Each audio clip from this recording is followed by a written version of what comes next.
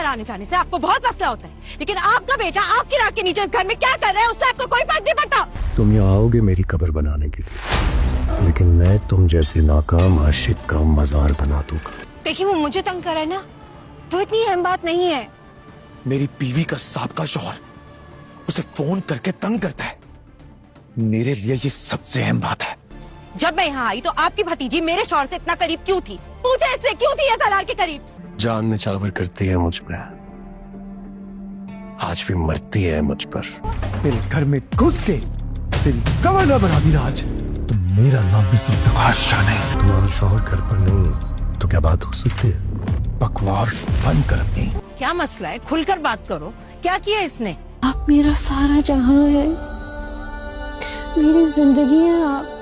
तुम क्यों उसे इतना प्रोटेक्ट करेगा? क्या मतलब?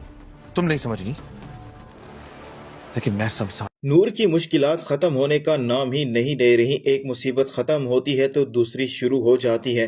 सलार जानबूझकर नूर और जुल्फकार शाह के दरमियान गलत फहमियां पैदा करने की कोशिश कर रहा है, क्योंकि सालार को तो यही लगता है कि अरुष्मा और उसके झगड़े की वजह सिर्फ और सिर्फ नूर ही है। सालार तो नूर के लिए मुश्किलात खड़ी करने में मसरूफ होता है, लेकिन वो खुद भी एक बहुत बड़ी मुश्किल में फंसने वाला है, क्योंकि फरा अपनी हरकतों से बाज नहीं आ रही होती और वो सलार पर बार बार ट्राई कर रही होती है।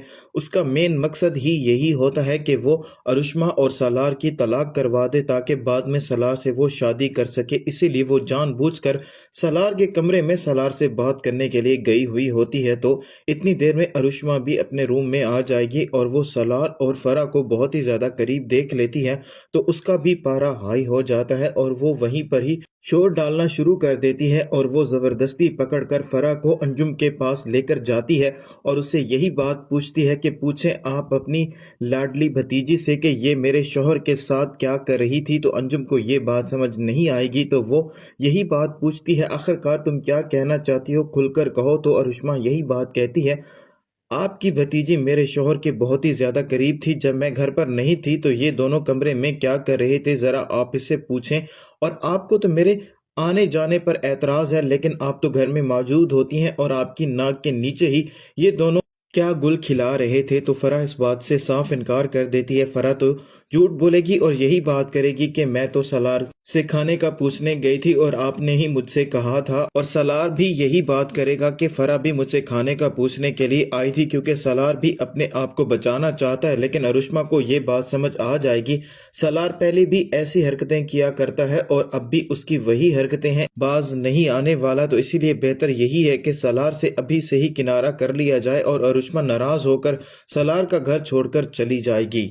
और वहीं दूसरी तरफ जुल्फकार शाह भी बहुत ही ज़्यादा गुस्से में आ चुका होता है। उसने सलार को धमकी भी दे दी होती है कि आज वो उसे जान से मार देगा। और जैसे ही जुल्फकार शाह अपनी गन लेकर सलार को जान से मारने के इरादे से जा रहा होता है तो नूर उसका रास्ता रोक लेती है और उसे वहां से जाने से नूर यही बात कहती है, सलार मुझे फ़ोन करके तंग कर रहा है तो ये इतनी कोई बड़ी बात नहीं है, मैं इस सबको हैंडल कर लूँगी। तो जुल्फकार शाह यही बात कहता है, ऐसा कैसे हो सकता है कि सलार तुम्हें फ़ोन करके तंग कर रहा है और वो मेरी बीवी को तंग कर रहा है, तो मेरे लिए ये दुनिया की सबसे इम्पोर्टेंट बात है और आज मैं सलार को जिंदा नहीं छोड़ूंगा। तो नूर उसे संभालेगी और उसे यही बात करेगी, अगर तुमने ऐसा किया तो एक साथ इतनी सारी मुश्किलात खड़ी हो जाएंगी।